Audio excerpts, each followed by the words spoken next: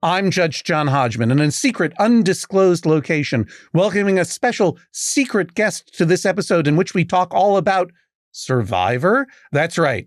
It's the most dramatic Judge John Hodgman episode ever. But before we begin, please make sure to subscribe, hit that like and share button, and maybe leave a comment. All right, Judge John Hodgman begins now. Welcome to the Judge John Hodgman podcast. I'm bailiff Jesse Thorne. This week, PROBST-BATE court. Annie brings the case against her friend David.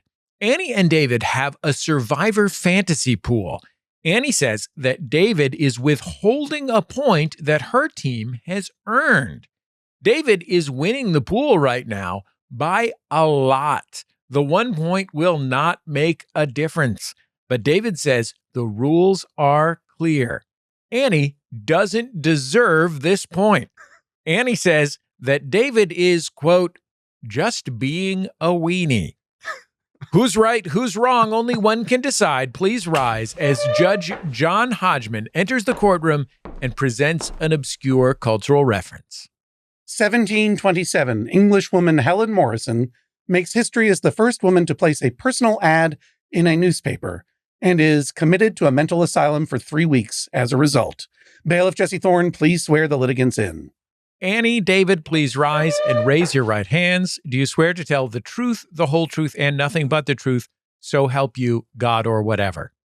I do.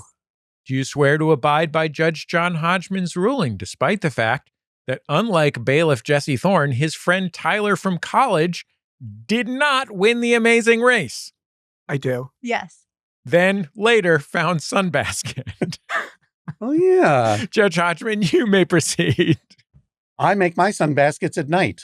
Thanks very much, Cheryl, Arthritis Life Cheryl, a famous listener to this podcast. And we have some other wonderful listeners to this podcast who are now in court together. Annie and David, you may be seated for an immediate summary judgment in one of yours favors. Can either of you name, I'm going to go ahead and tell you, the book that I was quoting as I entered this courtroom. Annie, why don't we start with you? Ooh, I'm light on books this year, but my guess is going to be Encyclopedia Britannica. Encyclopedia Britannica. I'm writing it down. If you're watching Judge John Hodgman Pod on YouTube, you can see I'm not lying. I'm writing it down right now. Encyclopedia Britannica. All right, David, what's your guess? What's your favorite book? Oh, well, hang on a second, David. Annie, it's the end of the year, as we were recording this. You're light on books, and believe me, I don't blame you. I've only read about a quarter of Moby Dick all year. That's it. Oh no, I read Scruples by Judith Krantz. But what's your favorite TV show or movie or something that you really enjoyed this year? Well, my favorite TV show always is Survivor. Survivor, all right, on brand. Yes. I've been watching on Netflix the show Nobody Wants This, which is like a nice, of course, lighthearted rom-com. I think that's my favorite new addition this year. It's a comedy about falling in love. Yeah. I wonder if we'll be talking about that later. All right, David, what's your guess? Your favorite book of the year, or you can pick a movie or whatever else that's not Survivor. Okay. No offense. My guess is going to be Vacation Land, now available on paperback wherever books are sold. Here we go. By Judge John Hodgman himself. By Judge John Hodgman. Flattery will get you everywhere. Everywhere. I watched The Pit. I recently watched The Pit. Sure. I had to cover my eyes for a good portion of it, but great show. Would recommend. Yeah. Jesse Thorne, you watched The Pit on HBO Max?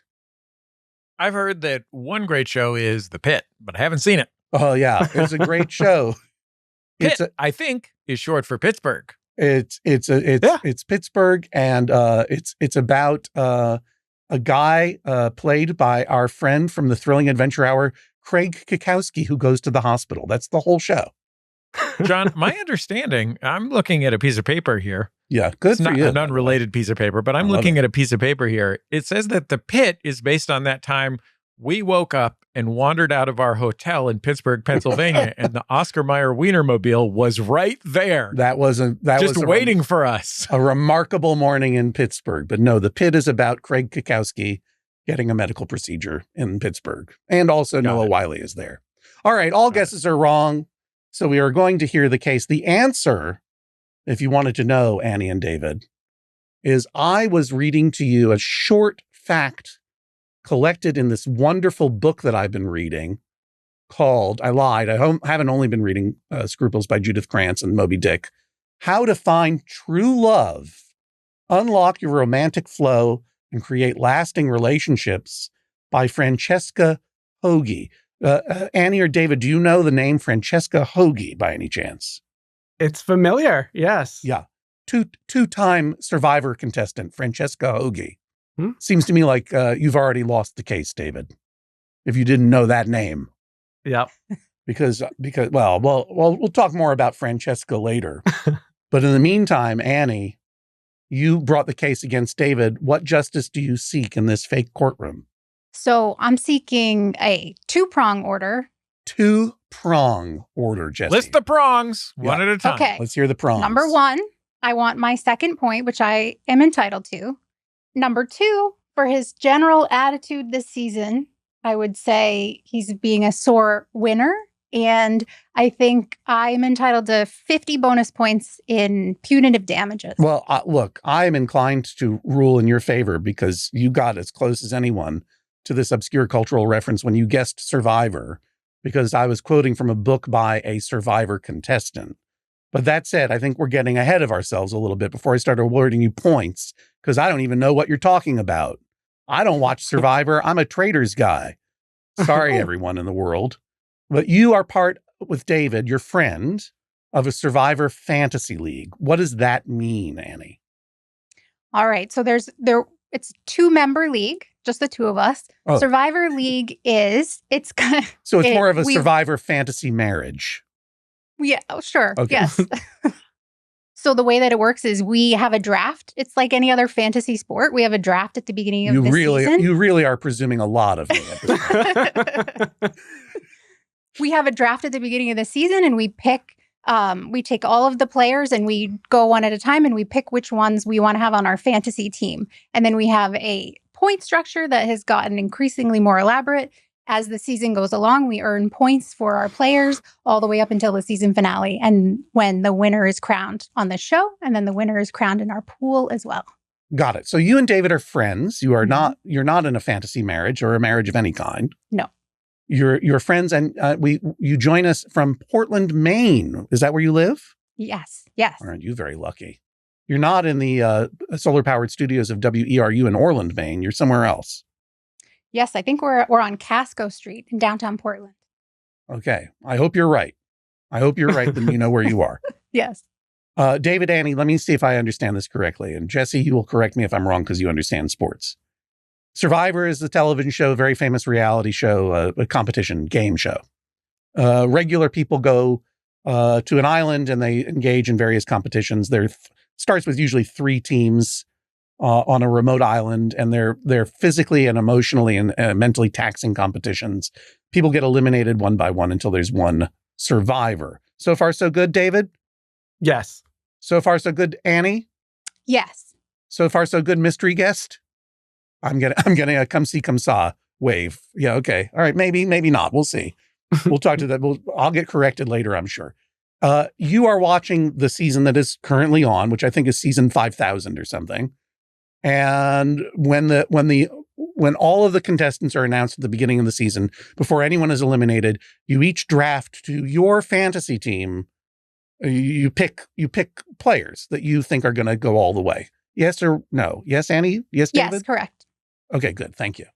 And then as they perform well or poorly, you either win points or you lose points until, indeed, in your Portland, Maine fantasy friendship league, only one of you remains. Is that right? Correct. We make it all the way to the final, and then we tally up the points. And then whoever has the most points is the champion. And the It's winner not the- gets to stay in Maine and the loser has to move to New Hampshire. Is that correct? Correct. That's what I Well, thought. Last season, not this season. We're not doing that this season. It's not going well for me. David, we haven't heard much from you other than some wonderful chuckles. Why don't you tell us how long you've been doing this game with your friend Annie? Sure. So Annie actually introduced me to Survivor, I would say 2017-ish. And so I was hooked pretty quickly. And then during the pandemic, I watched about 30 seasons in maybe 40 days. And so I got really into it, had a little bit of time on my hands. And so after season 40, there was about a year gap from when they stopped making Survivor just because of the pandemic. The logistics didn't work out. Right. So starting in season 41, we started doing our fantasy league. And then we've been doing it every season since. We're on season 49 right now. Okay, so you've been doing it for 8 seasons consistently. Correct. Since Survivor came back. She's won 4 seasons and I've won 4 seasons. Oh, wow. So Yeah. you're in a deadlock now. Is that correct? That is correct. Yeah. Wow. And I'm looking at Exhibit A in our evidence. When this obviously is a photo of a score sheet that you use to score the progress so far in season 49. We have David's picks on the left-hand side, Annie's picks on the right-hand side. This is obviously available at our show page at MaximumFun.org or our social media, or if you're watching on YouTube now, you probably can see it. And without going into too much granular detail, maybe, David, you can explain the rules at the bottom of the page and how things go. Sure. So at the bottom, we have our agreed upon rules. So the first way you can get points is your placement. So the person who comes in 18th place or is voted out first gets 1 point. The person who comes in 17th place or is voted out second gets 2 points. And then it goes on so forth. The longer one of your players survives, the more points you accrue. Correct. So the person who wins it gets 18 points. The person who comes in second gets 17, etc. Okay, I think I understand. I mean, I'm going to be honest with you. I understand about 65%, but I think it's enough for a podcast. Yeah. I just got distracted that one of the competitors is named MC, and I imagined that it was MC Scat Cat. It could have been, yeah. From the Paula Abdul Opposites Attract video. Yeah, Jesse Thorne, if we're going to do an Opposites Attract fantasy league, would you draft MC Scat Cat or would you draft Paula Abdul? So you get 2 points for steps forward, 1 for steps back. Okay, well, this all seems like a lot of fun. And at the end of a season, there is one survivor in both on the island and in your friendship. Annie, what does the winner get at the end of the season? So historically, the winner gets a meal bought for them. So either a meal we've had in the past, like a fancy dinner, or there's also a dessert only restaurant here in Portland. So we've had a, like a I think it's a smorgasbord. Sure. Yeah. Just a platform of desserts instead of a savory meal. So you got one of those dessert towers. Yes. Yeah. Five platters of desserts. We finished it, and the owner of the restaurant came out and congratulated us. That was it was nice. very exciting. There's a lot. Jesse Thorne, we haven't been to Portland, Maine in a while. There's a lot of good food in Portland, Maine. There Sure is. We got to go to this dessert restaurant, the minor league hockey game. There's a lot of stuff That's we right. haven't done in Portland, Maine yet.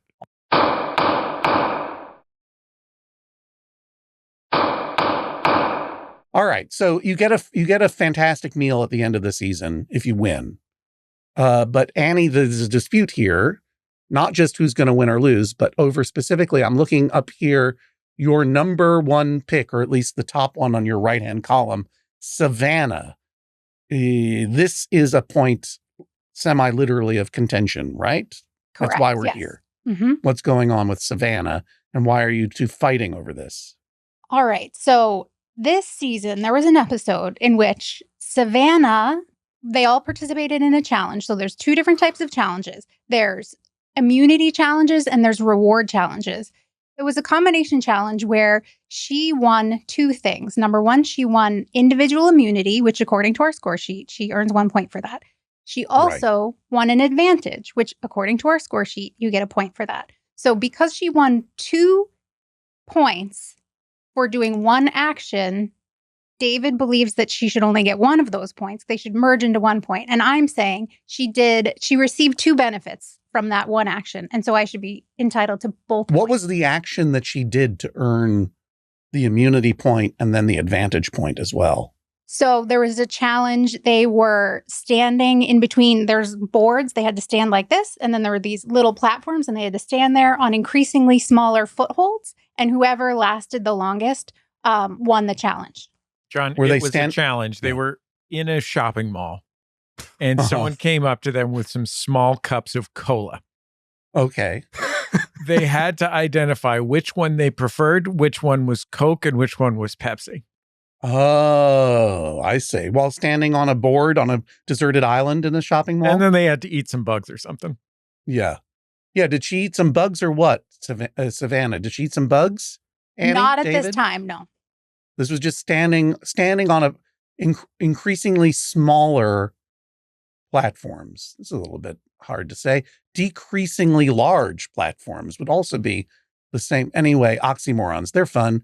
Point is, it's hard to stand on the platform. She did it. Savannah did it, got an immunity point and an advantage point.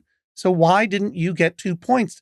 David, how can you explain this? Why did you only award Annie 2 points? So if I can refer you to Exhibit A towards the bottom there. All right. I was hoping I would never have to look at this spreadsheet again. I'm so sorry. Okay. No. It's usually the person who submits a spreadsheet always wins. But David, you created this sheet, right? That's correct. Yeah, I presumed as much when you pulled it out of what appears to be a file of facts with color-coded sticky labels tabs. in it. Yeah, exactly. So at the bottom are agreed upon way you get points. So I explained the placement points, but in the middle line there, you get a point for obtaining an advantage, and you get a point for winning an individual immunity challenge. All right, you're interpreting this, but I'm going to tell you what I'm reading. Okay. Okay. Advantage equals 1 point. Individual immunity equals 1 point. Yep. Savannah got the advantage. Yep. So 1 point goes to Annie. You're not disputing that. Correct. So tell me what the problem is here with individual immunity. The challenge she won was not for individual immunity. It was for group immunity. What they did, there was 10 people left in the game at this point. They split them up into 2 groups of 5. Yeah. And whoever won immunity for their entire group.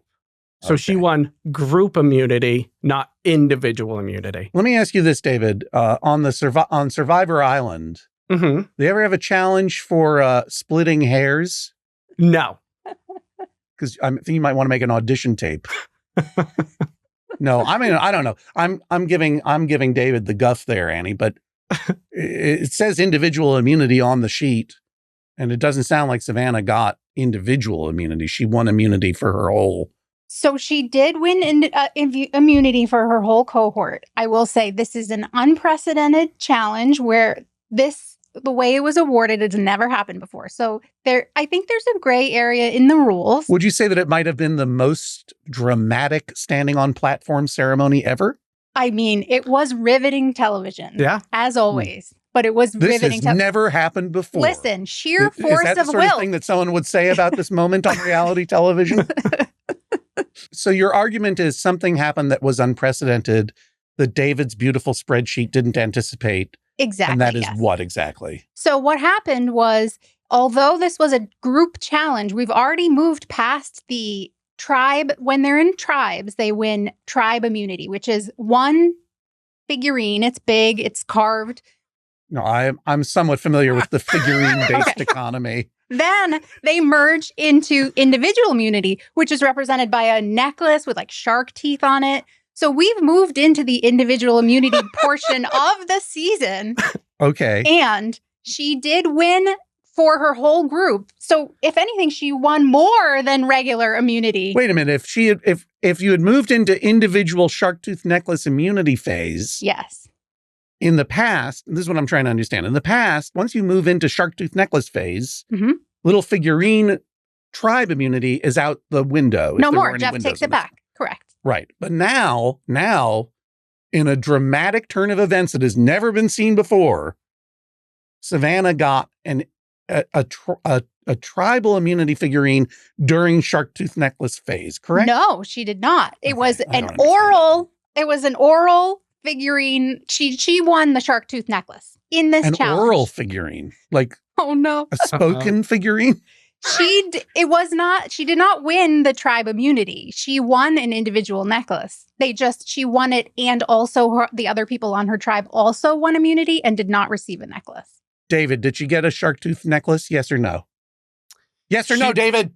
She did not earn the shark tooth necklace. Was she wearing it at tribal council? I wasn't asking your opinion on whether she earned it.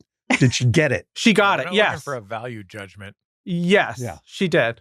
She did. She got the necklace, right? How did she not earn it? She didn't perform up to She your earned standards? it, but her advantage was that she got to go to the losing tribe's tribal council Okay. with the necklace.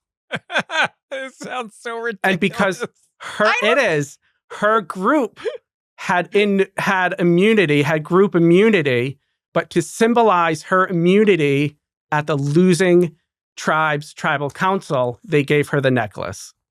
John, do you remember when we discussed the game Tag War on this program? This is starting to sound really Tag War-y. I honestly am lost. I think it's really a good time to bring in an expert witness who might be able to explain this somewhat and unravel these intricacies. We've teased this person. Let's tease no more. Bailiff Jesse, will you bring in our expert witness, please? She is a former attorney who knows her way around complicated rules. She's also an author, a matchmaker, and a two-time past Survivor contestant. Let's welcome to the court, Francesca Hogi. Francesca Hogi, hello. Hi. Oh, wait a minute. You put on, those who are watching on the YouTube channel, and if you are, you're doing the right thing. You just put on a head covering of some I kind. just put on a Survivor buff, so maybe David would recognize me.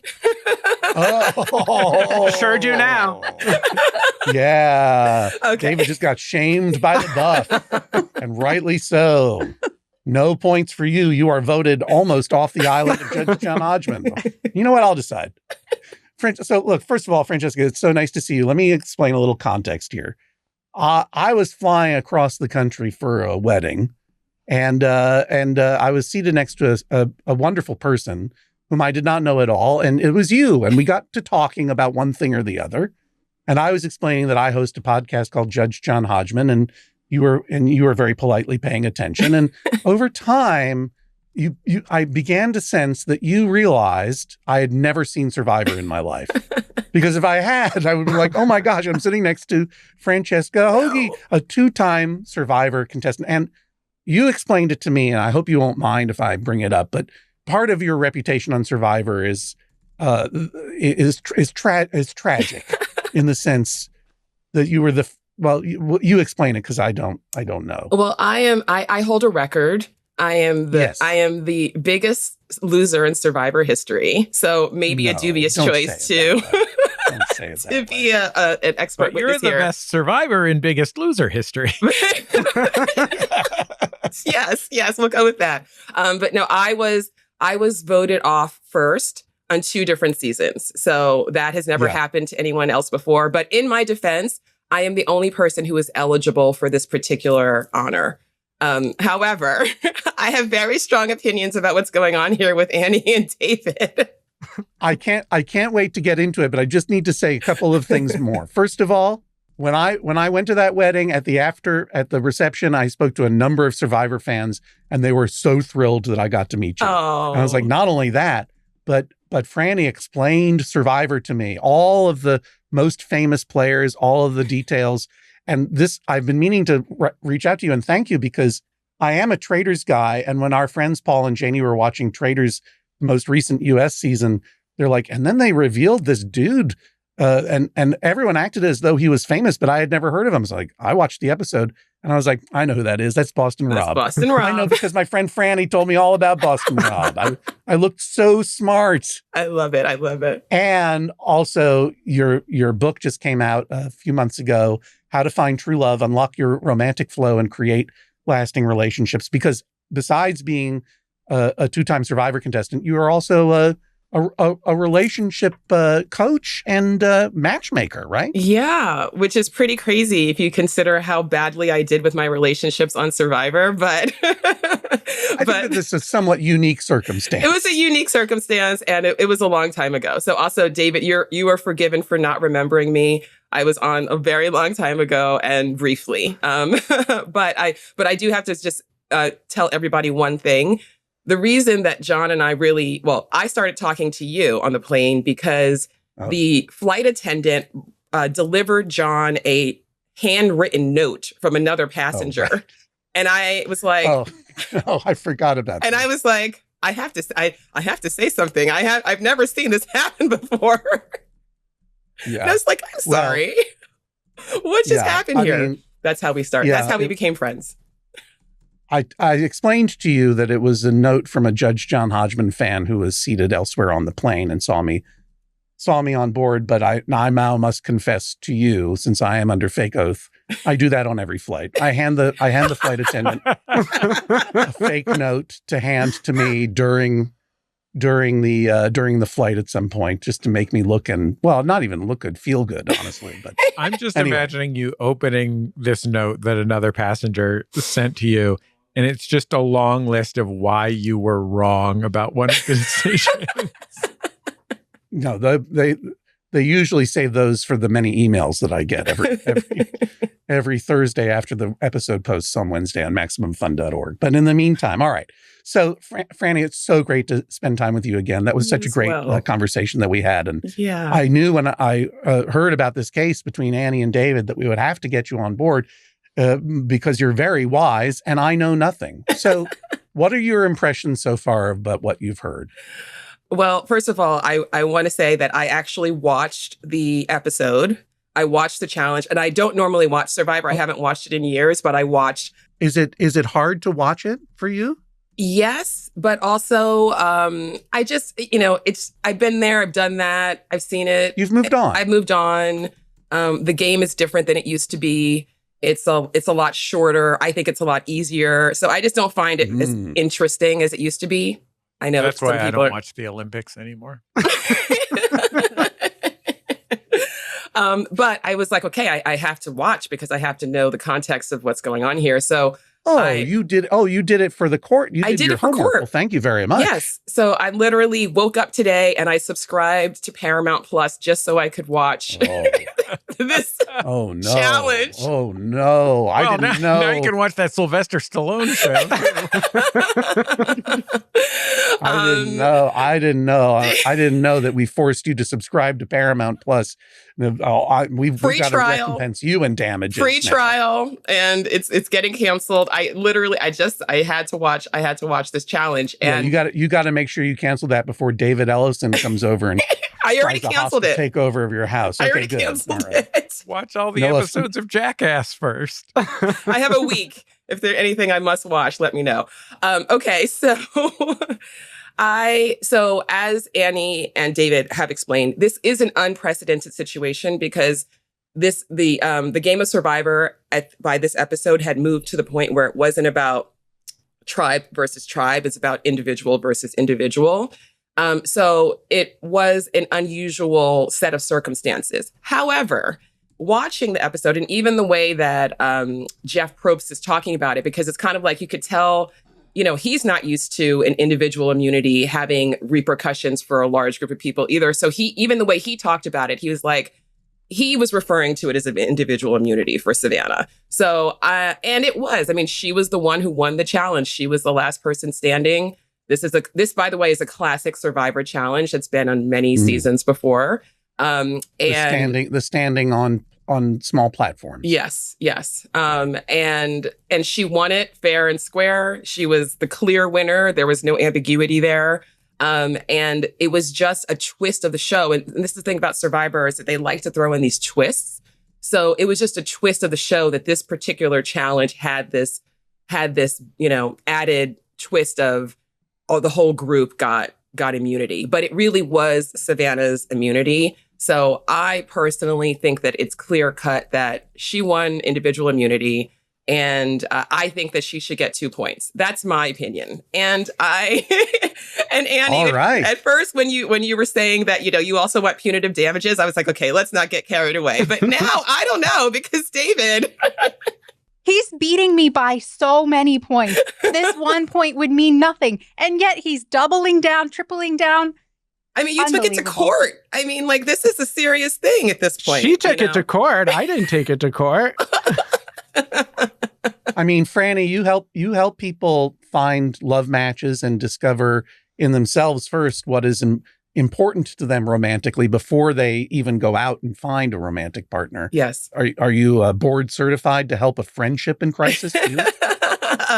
I am board certified for friendship, just as you are an actual judge. Yes. Okay, so not at all then. Got it. But you're a smart and thoughtful person. Thank you. No, listen, I think that, first of all, I love that the two of you do this together, and the fact that, you clearly are very good friends. And even if you lose, you win, because you still get to go have the dinner. You still get to go have the dessert smorgasbord. You still get to do this for the next 50 seasons of Survivor, because apparently it's never ending. So, I mean, you both really won here, because you have a friend, you have a friendship, and this is something that you share together. So you've already won. Should I get 4 more points because she won immunity for those other 4 people as well? They didn't win individual interesting question. What do you think, Franny? Should Annie get 4 points, extra points? I don't think that Annie should get 4 extra points. However, I do think that in your discretion as judge, you do have the right to, if you want to award her some punitive points, you could. Why does David deserve punishment rather than simply correcting the record, if I were to find in your favor? Well, I would say, so last season I beat David by close to 60 points. Never once did I rub it in his face. I didn't say anything. I think the final score was 160 to 108. That was one of the most dramatic seasons of your friendship ever. Yes. Mm-hmm. It was. I think it was statistically impossible for him to win going into the season finale. It was already clear. Did I say one thing to make him feel bad? No. And here we are. Now he's beating me by a lot. And his attitude, just in general about it, is not my favorite. He's been. Would you say that? I mean, you're friends, but he didn't come here to make friends. He's back. Yeah. With an eye towards vengeance. Yes. And wait, can I use the one Survivor? Is he being a real Jeff Kent, Hall of Fame baseball player and Survivor contestant Jeff Kent, who I'm pretty sure was a heel on the show? Yes. I don't remember him. He was mad when he got kicked off the show. He said that if he had won the $1 million, even though he had earned tens of millions of dollars as a baseball player, Obama would probably just take away half of it. He's not a chill dude. No. Oh, what fun. What fun. David, are you Jeff Kenting it? Are you being a heel? Are you back for vengeance? What's going on? I think I've been very pleasant this whole season. I didn't see any evidence submitted showing that I was a quote unquote weenie about it. Annie, did you make a weenie spreadsheet for us? I have not yet. No, I apologize. Okay. I could brief it later. Annie, I feel like you didn't bring any philo facts at all. I didn't. Well, actually, that raises a good point, David. You're there with your leather binder, with the crosstabs and everything else. You seem very official. I understand that when you were talking to our wonderful producer Jennifer Marmer, the two of you, that you would often refer to yourself as the commissioner of this league. Well, that's just because I made the spreadsheet and I keep score. And about halfway through every season, Annie asks me for a score update because I guess she doesn't keep score during the season. So I feel like I'm the de facto commissioner of our head-to-head league. I feel Annie, like commissioner is an extraordinary title to grant oneself in what even the word Fair league enough. barely describes this. This league is a real stretch. Jesse, this brings up a point. You probably know this better than I do. What is the difference, I mean, between a scorekeeper, for example, and a commissioner? I don't know what a commissioner does. A scorekeeper, at least in the sport of baseball, which is the one that I follow the most closely, is essentially a functionary, a scorekeeper's interpretive responsibilities don't affect the outcome of the game, right? A scorekeeper is essentially checking boxes, and to the extent that they are making any interpretive decisions, it's only about the way the game is recorded, not the outcome. Like in baseball, a scorekeeper decides whether a given play is a hit or an error, but that doesn't affect the outcome of the game. Whereas the commissioner is someone who, in professional sports, their primary responsibility is representing the business interests of the oligarchs who control the semi-monopolies that are professional sports leagues, obviously. But like the first baseball commissioner, Kennesaw Mountain Landis, was famously in charge of representing the interests of the game, right? What that means is interpreting the gray areas for the benefit of the, the full body politic of the sport, the fans, the owners, the players, everyone, right? And so it is a very significant distinction that the commissioner is the person who is the ultimate decider of disputes, whereas that scorekeeper, the only deciding that they do is for the sake of deciding whether, something should count against a pitcher's earned run average. Actually, I think scorekeeper would probably be a more correct title. I agree. Than commissioner. So as we record this, the Survivor season finale is about to air in a couple of days after this recording. And to Franny, I'm sure you noted that the current final players are, is it Rizzo or Rizzo, Annie or David? Rizzo, Sage, and Sophie are on your team, David. Yes. And Savannah and Christina remain on Annie's team, and that's it. Correct, yes. Is that right, Annie? Yes.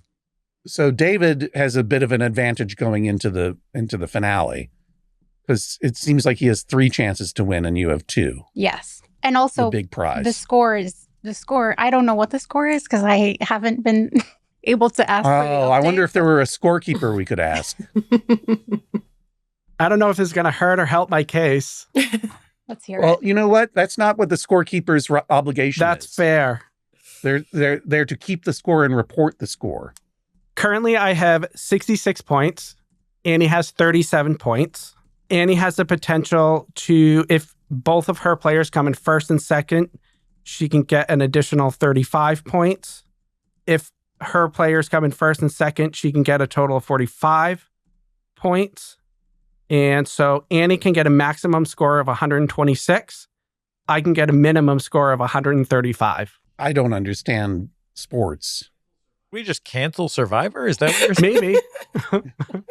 Franny, did you, can you help me make sense of that? It seems like there's no way Annie can win. There's no way Annie can win unless you decide to award her some extra points in your discretion, Your Honor. Oh, right. Punitive points. Yes. Damages. Damages. Okay. But without my intervention, David, even if I were to rule in Annie's favor and solely say that she did earn an extra point for this immunity kerfuffle, still there's no way she could win. There's no outcome in which she could win. Unless there's some very wild things that happen during the Survivor finale that we can't predict in terms of points, then no.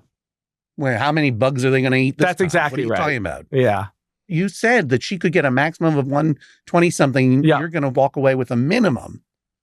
What could possibly turn the tide other than the most dramatic? If Jeff brings players back or some weird thing like that, which I highly doubt he will. Oh. So pretty much Annie, unless you award punitive damages, then Annie probably can't win. But this is for setting precedent. That's part of the reason I'm a stickler about this point, is that I don't think we should be changing rules mid-season. But David, you may be being a little bit short-sighted here, because you could not have anticipated that this particular immunity challenge setup would have occurred. And there are other things that could happen in this season and future seasons that you also can't anticipate. So you really have to decide, are you really going to try to really stick to the letter of the law here when that could come back to bite you? or more the spirit of what you intended here, which is that Savannah would be the person who would win individual immunity, which she did, right? So like, I think you just have to decide, not just about this season, because presumably, unless this episode and ruling destroys your friendship, presumably you're going to continue to do this together, right? In your league of two. So I would just encourage you to think about that. Although I could say, Franny, that I might rule that they never speak to each other again and their friendship is over. That's true. You do have that power. So I do. Yes. Yeah. But David, what is your response to the punitive damages that Annie is seeking? Do you see any merit in that claim? Not in the punitive damages. No, not in the punitive damages. Not even the punishment of printing something in yellow with a black outline that's impossible to read. 10 points minimum on that. I don't think I should be penalized for creating a document and keeping score. Yeah, Annie, how easy is it to read your score sheet that you keep for the league? David, if the situation were reversed, do you think you would be less of a stickler? You would demand that the spirit of the law rather than the letter of the law apply for you? No, I think the letter of the law, in my opinion, it does say, the rules do say individual immunity. Yeah, but you got an individual immunity, David. I understand. Francesca has actually been very convincing. Great. In lieu Have of you changed your dropping, mind? I would offer up a settlement. What's the settlement? Ooh. You have to drop the punitive damages, and I'll give you the point. There's no settlements in this court. Well, there never have been before, but guess what? There could be a surprise rule change in the most unprecedented and dramatic episode ever of Judge John Hodgman. I just found out that on Survivor, Jeff Probst can just do whatever he wants. He can bring people back from the dead and stuff. I had no idea. Franny has said that David is the scorekeeper, not the commissioner. Annie, if there were a commissioner to whom you could petition an appeal, aside from the court of Judge John Hodgman, if your league had a commissioner, are there any other things that David does in the course of league play that you think deserve opprobrium, condemnation, that you're mad about? Yes, I would say, I do think, you know what I think we need? I think we need a full reevaluation of all of the rules. As time has gone on, the seasons have gone on, we're tweaking the rules and making it more and more complicated. And I think at this point, we've maybe gone a little bit too far. I'd like to make sure we're on the same page. All right. Well, I guess maybe it's time for me to go into my guest chambers here. Those of you who are watching the podcast on YouTube at Judge John Hodgman Pod can see I'm not in my normal chambers. I am in the home studio of our good friend Chuck Bryant from the Stuff You Should Know podcast. I've been his house guest for the past couple of days while visiting our son, who's a whole human being in his own right, here in Atlanta. In any case, I am going to disappear into my I'm just going to sit here with my eyes closed and think it over, I suppose, because I don't have my regular chambers. And I'll be back in a moment with my verdict. Here we go. Please rise as Judge John Hodgman exits the courtroom. Annie, how do you feel about your chances right now? I feel pretty strong about my chances. I think I locked in that extra point for sure, which I obviously was entitled to. And I think he might be leaning towards the punitive damages as well, if for nothing else than to keep it interesting, but also because I deserve them. David, how do you feel? I think Francesca was very convincing. I think Judge Hodgman's going to award the extra point. I would be very, very disappointed if he awarded any sort of punitive damages. I think they're unwarranted and undeserved. Annie, David, how is two people a league? It's a head-to-head league. We should maybe think about getting more people in for starting on season 50. What would you call it, Bailiff Thorne? It's starting to sound like the more I hear about it, the more I feel like it's some sort of overcomplicated kink game.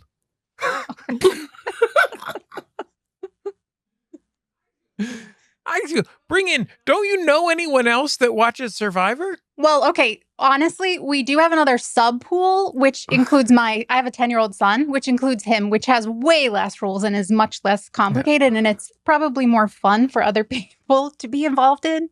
Yeah. Our operations manager here at Maximum Fun, Stacy Molsky, she'll join your league. Great. Well, we'll see what Judge Hodgman has to say about all this when we come back in just a moment.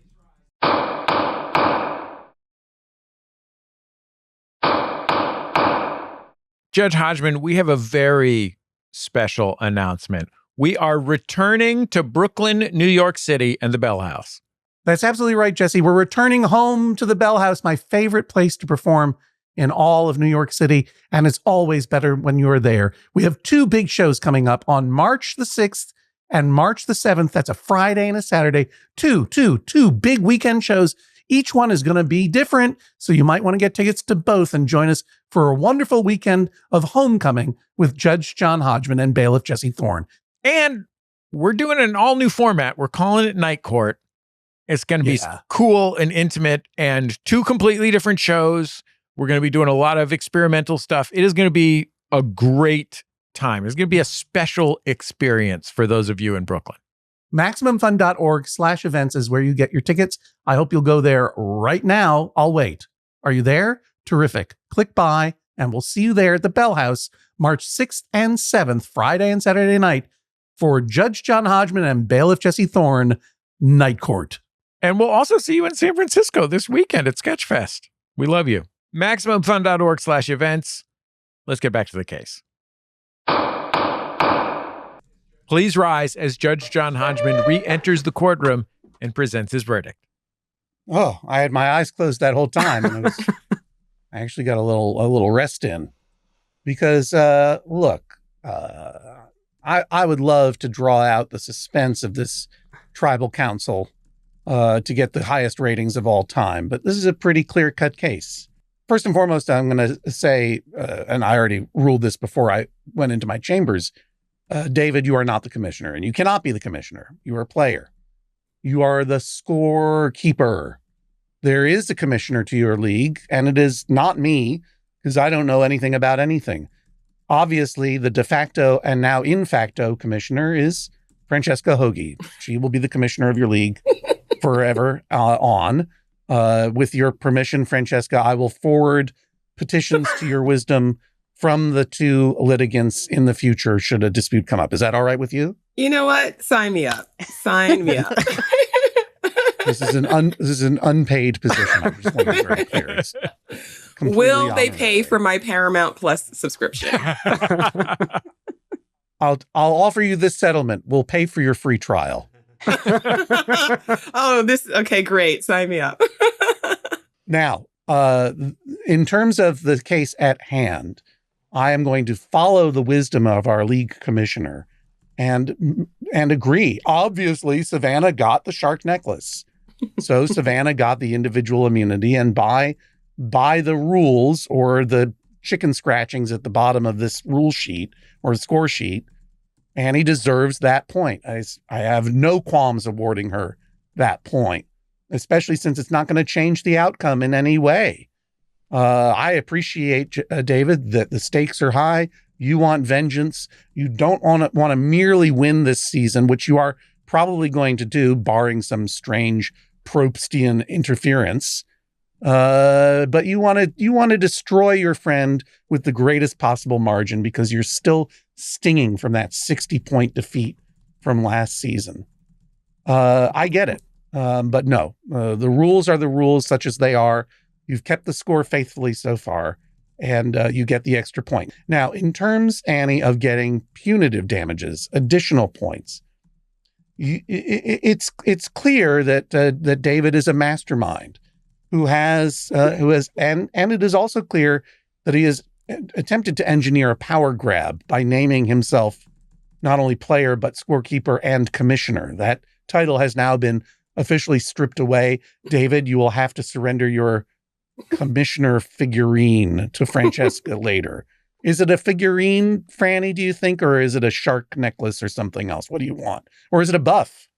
I'll take a buff. I'll take ceremonial a buff. Yeah. All right. Yeah. Yes. I'll offer you this damages, Annie. David has to pay out of his own pocket for a ceremonial commissioner's buff or other sort of token of office to send to Francesca Hogi. Thank you. For when she needs to adjudicate disputes. But in terms of other points, here's what I've noticed. David, I mean, and this is not unusual for a guy to do. He wanted to make a spreadsheet. He appointed himself scorekeeper.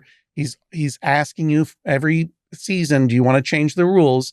And you're just sort of like, you're going along to get along. It's a strategy in the game. You're not keeping score. You're letting him run this thing. And unfortunately, I think, maybe your strategy is backfiring because you're paying the price because he can award those points or not award those points. That's not entirely fair. I think that you should be more active and take a more active role. And indeed, I think you are doing so today by demanding a constitutional convention with regard to clarifying the rules. And I order a constitutional convention to occur.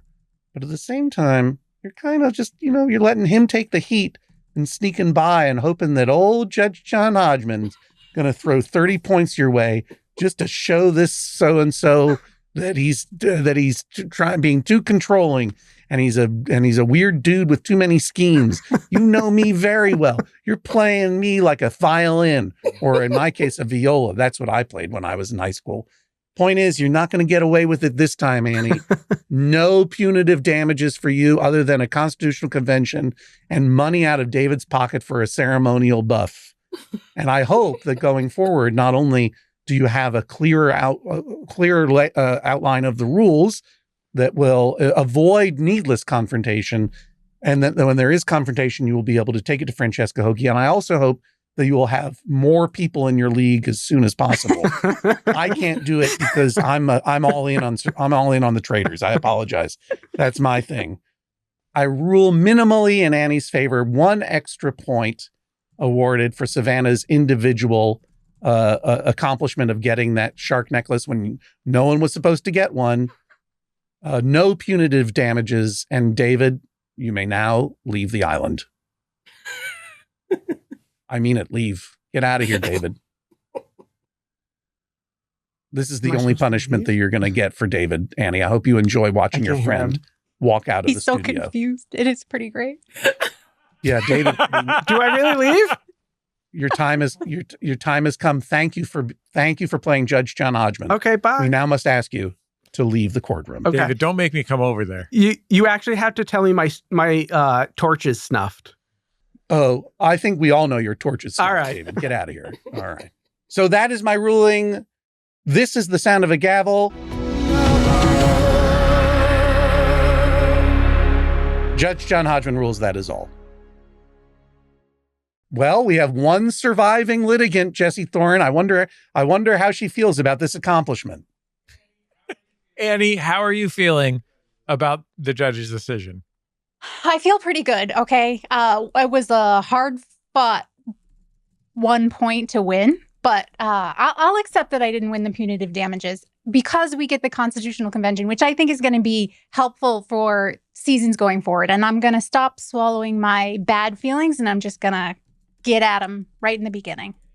Now, normally, Franny, we ask both litigants how they feel after the case has been settled. But in this case, I ordered David to leave. So, Jennifer Marmer, will you reach out to David and have him record himself on his phone in a sort of direct-to-camera confessional style, telling us how he feels about it? Ideally, when he's being driven away in the back of a limousine, Bachelor style. That would be great.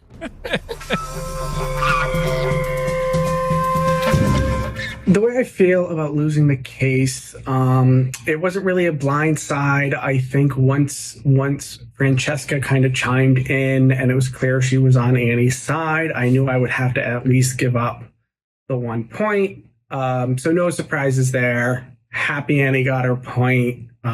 Was glad to see my friend win. I am glad that Judge Hodgman saw the logic in not awarding any punitive damages. I think he was justified in doing that. So overall, I feel okay about the outcome. how things went. It would have been nice to beat Annie by one more point, but I'm gonna win this season anyway, so I think things will be okay. Thanks. Francesca Hogi, your book is called How to Find True Love. People can watch your TED Talk, How to Unlock Your Flirting Superpowers. This is your second TED Talk, I believe, right? Yes. Over there at TED.com, and you can find Francesca at francescahogi.com. Thank you so much for being here. Thank you so much for having me, and thank you for giving me a title. I've never been a commissioner of anything before, so this is pretty exciting. Again, one month of free trial of Paramount Plus. And you know what? Get a free trial to Peacock, too, while you're at it. On us. Another Judge John Hodgman case is in the books. We'll have swift justice in just a moment. First, our thanks to Redditor Wartless GB Racker for naming this week's episode PROBST-BATE Court. Join the conversation at the Maximum Fun subreddit. That's r/Maximum Fun. We will be asking for title suggestions there as well. Keep an eye out for those. Evidence and photos from the show are on our Instagram account at instagram.com/Judge John Hodgman. We're also on TikTok and YouTube at Judge John Hodgman Pod. Follow and subscribe there to see our episodes and our video-only content. Speaking of video, I am on video right now. And if you're looking at me, you'll see that I am very slowly regrowing the beard that I had to shave a few weeks ago for a secret job. Maybe you know about it by now. I don't know. But in any case, the world got to revisit big old babyface John Hodgman instead of the John Hodgman perhaps you're used to, human resources accountant for the Church of Satan. In any case, I'm regrowing this beard, and progress continues on day 4 of my beard regrowth, which you saw on our recent episode. Exposition is 9/10 of guffaw. At Ghost Mop on YouTube commented, "I'm just here for the freshly shorn judge." And then I think that's a gavel emoji. Thanks so much for that comment at Ghost Mop. That's the YouTube comment of the week. If you want to be considered for YouTube comment of the week, what do? Go over to YouTube, Judge John Hodgman Pod, watch the show, and leave a comment. We really enjoy reading your feedback, and we also really appreciate your liking and subscribing and sharing, because it really does help people discover the show. And by the way, Jesse, the more comments we get, the faster my beard grows back. So I would really love it if you would comment. It's like a Pinocchio nose kind of thing. It's a special arrangement I have with the YouTube Corporation. Judge John Hodgman, created by Jesse Thorne and John Hodgman. This episode engineered by Sam MacArthur at the Studio Portland in Portland, Maine. Megan Rosati runs our social media. The podcast is edited by AJ McKeon. Our video editor, Daniel Spear. Our producer is Jennifer Marmer. Okay, you ready for swift justice? Key expert says on the Maximum Fun subreddit, that's r/Maximum Fun, there's a room in our basement that my wife calls the garage. I call it the workshop. It's not large enough to hold a vehicle. It's only accessible through standard people-sized doors. Her defense is, you know what I mean.